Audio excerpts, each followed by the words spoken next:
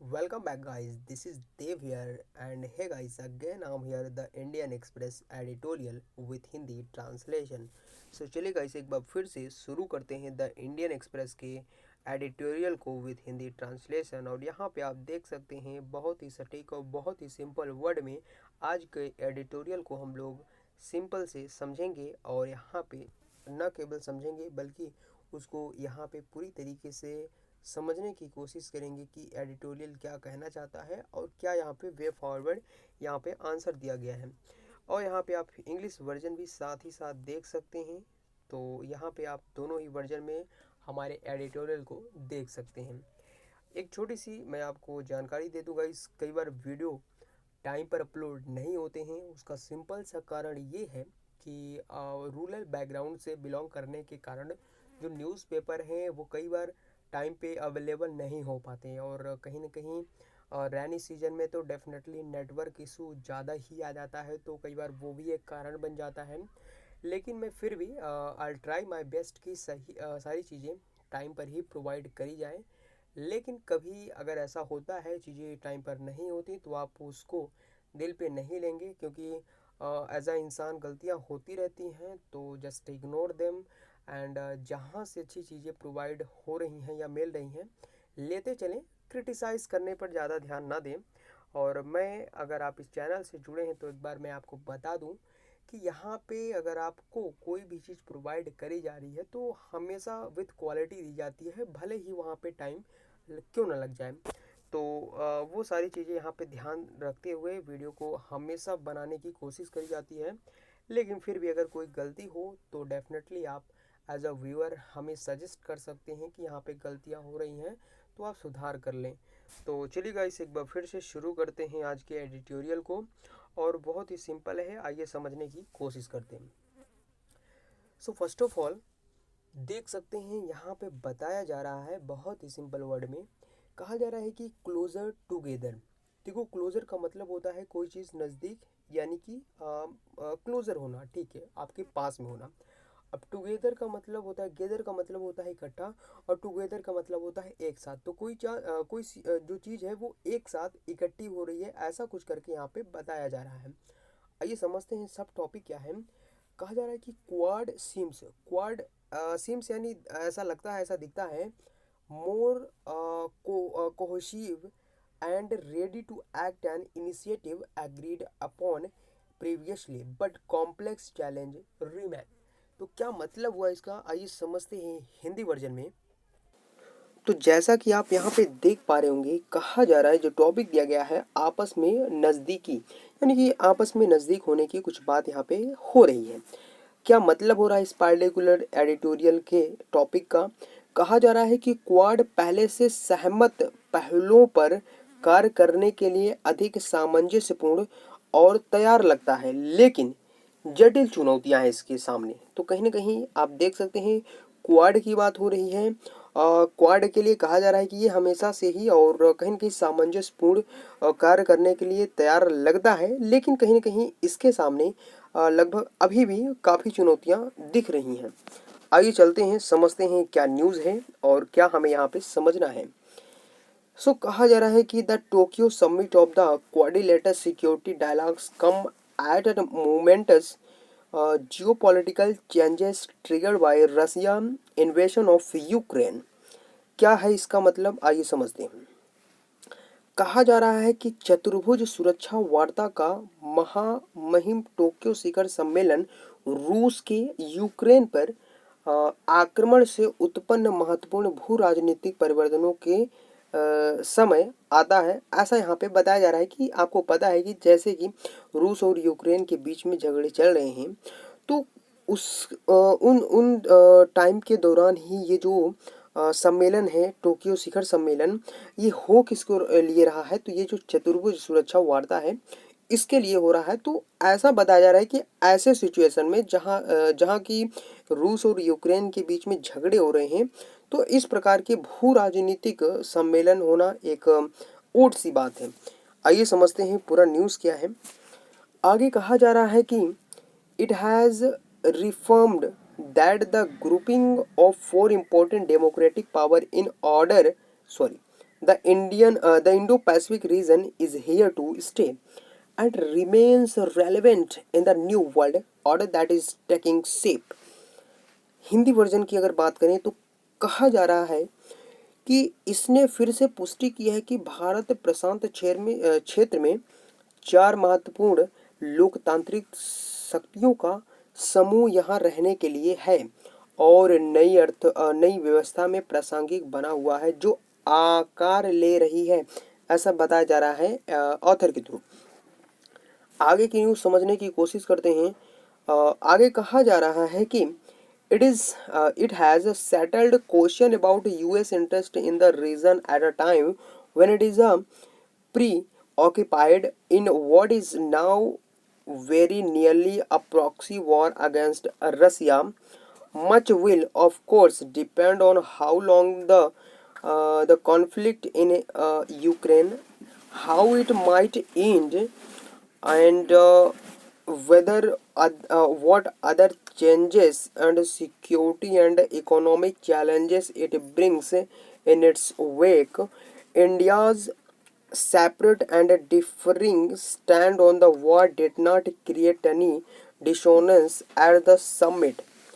Hindi version की बात करें तो यहाँ पे कहा जा रहा है, देख सकते हैं, बताया जा रहा है कि इसने ऐसे समय में इस क्षेत्र में अमेरिकी हितों के बारे में सवालों का समाधान किया है जब वह रूस के खिलाफ अब लगभग एक छद्म युद्ध में व्यस्त है।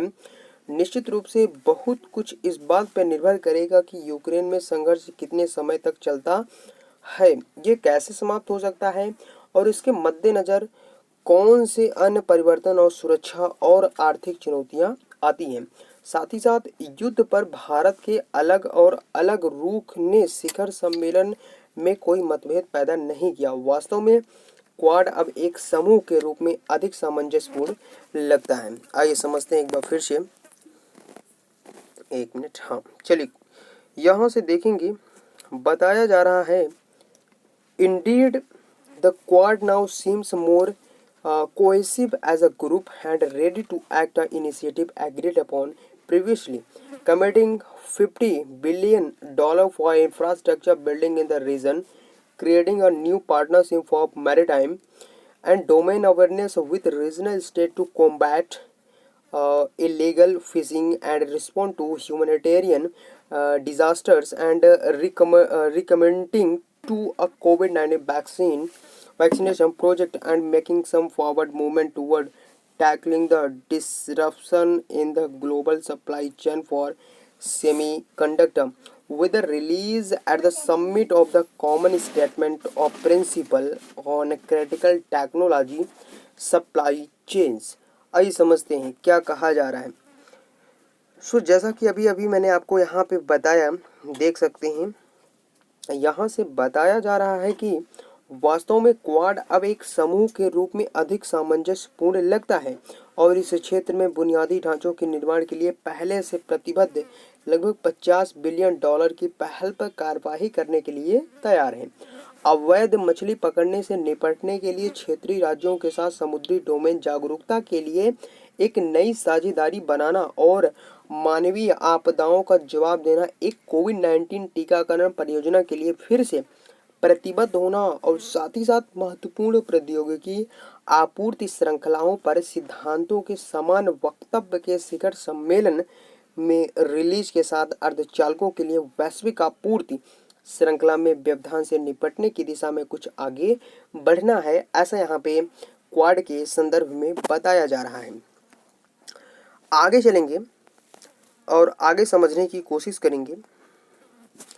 चलिए आगे से एक बार फिर से देखते हैं क्या बताया जा रहा है। आगे कहा जा रहा है कि even if China has not been mentioned, यानी कि जो चाइना है अगर वो मेंशन नहीं करता या नहीं किया है, clearly all these initiative are intended to act as a check and balance against the regional super power and build resilience in areas such as critical technology where it can prove to be disruptor. तो क्या मतलब है, आइए समझते हैं इसको एक बार फिर से। देखिए कहा जा रहा है कि यहाँ तक कि अगर चीन का उल्लेख नहीं किया गया तो स्पष्ट रूप से इन सभी पहलों का उद्देश्य क्षेत्रीय महाशक्ति के खिलाफ एक नियंत्रण और संतुलन के रूप में कार्य करना है और महत्वपूर्ण प्रौद्योगिकियों जैसे क्षेत्रों में लचीलापन बनाना है जहां एक वेदनकारी साबित हो सकता है, ऐसा बताया जा रहा है क्वाड के संदर्भ में। आगे की न्यूज़ यहाँ से समझेंगे। कहा जा रहा है कि undoubtedly what has given the quad a sharper edge in its objective of ensuring a rules based order and an open and free reason not so coded references to Beijing is the launch of the US Indo-Pacific Economic Framework. This is a new trade bloc in which 12 countries including India, Japan and Australia have expressed readiness to join, through membership will come only after negotiation on commitment that applicant are willing to make. आइए हिंदी में समझने की कोशिश करते हैं क्या कहा जा रहा है। कहा जा रहा है कि निसंदेह क्वाड को नियम आधारित आदेश और खुले और मुक्त क्षेत्र को सुनिश्चित करने के अपने उद्देश्य में तेज बढ़त मिली है। बीजिंग के लिए इतना कोडिट संदर्भ नहीं, लेकिन यूएस और इंडो पैसिफिक इकोनॉमिक फ्रेमवर्क का शुभारंभ ये माना जा सकता है। यह एक नया व्यापार ब्लॉक है जिसमें भारत, जापान और ऑस्ट्रेलिया सहित 12 देशों ने शामिल होने की इच्छा व्यक्त की है। हालांकि सदस्यता केवल उन प्रतिबद्धताओं पर बातचीत के बाद आएगी जो आवेदक करने के इच्छुक हैं। आइए चलते हैं आगे की न्यूज़ को समझने की कोशिश करते हैं। कहा जा रहा है आगे की न्यूज़ में कि at the summit Prime Minister Narendra Modi described the Quad as a force for the good and lauded the confidence and determination of the group to ensure an inclusive Indo-Pacific region. The statement, however, may have hid more than it give away. For Delhi, the only Quad country dealing with an active land border with China, and settlement talk upon PLS incursions on India's side of the line of actual control in eastern Ladakh. The challenges and choices are complex, especially as China continue to build wall-like infrastructure on its side of LAC. The Ministry of External Affairs deployed unusually sharp language by describing a new bridge across the Pangong Lake as communing upon illegally occupied territory. India knows, यानी भारत के लिए कहा जा रहा है कि India knows जानता है that after the bonhomie in Tokyo is over the challenge posed by the bridge will still need to be faced. देखिए बहुत ही सिंपल यहाँ पे वे फॉरवर्ड बताया जा रहा है। देखिए समझने की कोशिश करते हैं। कहा जा रहा है कि शिखर सम्मेलन में प्रधानमंत्री नरेंद्र मोदी ने क्वाड को अच्छे के लिए बल के रूप में वर्णित किया है और एक समावेशी इंडो पैसिफिक क्षेत्र सुनिश्चित करने के लिए समूह के आत्मविश्वास और दृढ़ संकल्प की सराहना की। साथ ही साथ हालांकि यह बयान जितना दिया गया उससे कहीं अधिक छिपा हो सकता है। दिल्ली के लिए चीन के साथ एक सक्रिय भूमि सीमा से निपटने वाला एकमात्र क्वाड देश और पूर्वी लद्दाख में वास्तविक नियंत्रण रेखा के भारत के पक्ष में PAL की घुसपैठ का पर गतिरोध भी व्यक्त किया है, लेकिन चुनौती और विकल्प अभी भी जटिल हैं। खासकर जब चीन युद्ध का निर्माण जारी रखता है। LAC के किनारे पर बुनियादी ढांचों की तरह विदेश मंत्रालय ने पैंगोंग झील के पार एक नए पुल को अवैध रूप से कब्जे वाले क्षेत्र पर आने के रूप में वर्णित करके असमान रूप से तीखी भाषा का इस्तेमाल किया है। भारत जानता है कि टोक्यो में सौहार्द समाप्त होने के बाद पुल द्वारा उत्पन्न चुनौती को अभी भी कहीं ना कहीं करने की आवश्यकता होगी और उसका सामना करना पड़ेगा। यानी कि यहाँ पे जो क्वाड में कहीं ना कहीं ये क्वाड के थ्रू जो मीटिंग हो रही है, इसमें इंडिया का जो लद्दाख के रीजन में जो पैंगोंग वाली झील है जिसको मैंने अभी रिसेंटली आपको बताया था, तो उस समय ऐसा बताया जा रहा है, जो हमारी मिनिस्ट्री है उसके थ्रू बताया जा रहा है कि कहीं ना कहीं जो चाइना है वो वहाँ पे एक दीवार बना रहा है जो कि इलीगल है और इस कारण से कहीं ना कहीं भारत और चाइना के बीच में मतभेद हो सकते हैं और भारत ये भी जानता है कि इस प्रकार की प्रॉब्लम को आने वाले समय में फेस करना ही पड़ेगा, ऐसा यहाँ पे बाय ऑथर कहा जा रहा है। तो बहुत ही सिंपल है और एग्जाम के पॉइंट ऑफ व्यू से तो काफ़ी इंपॉर्टेंट है। इसमें जो भी इंपॉर्टेंट पॉइंट्स आपको लग रहे होंगे उसको आप नोट डाउन करके रखिएगा अलग से, क्योंकि एग्ज़ाम टाइम में आपके वही नोट्स काम आते हैं जो आपके खुद के लिखे हुए होते हैं। तो यहाँ पे आपने एक बार देख लिया द इंडियन एक्सप्रेस का एडिटोरियल, और बहुत ही सिंपल शब्दों में मैंने यहाँ पे बताने की कोशिश करी है, एंड आई होप कि आपको समझ में आ गया होगा। यदि वीडियो और कंटेंट आपको पसंद आ रहे हो गाइस तो वीडियो लाइक शेयर करिए, साथ ही साथ चैनल को भी सब्सक्राइब कर लीजिए, बेल आइकन की घंटी को भी प्रेस कर लीजिए, ताकि इस प्रकार की जो अपडेट है आप तक पहुंचती रहे बिना किसी रुकावट के। तो चलिए गाइस, मिलते हैं किसी नेक्स्ट वीडियो में किसी नेक्स्ट कंटेंट के साथ with Hindi translation. So till then take care and see you. जय हिंद।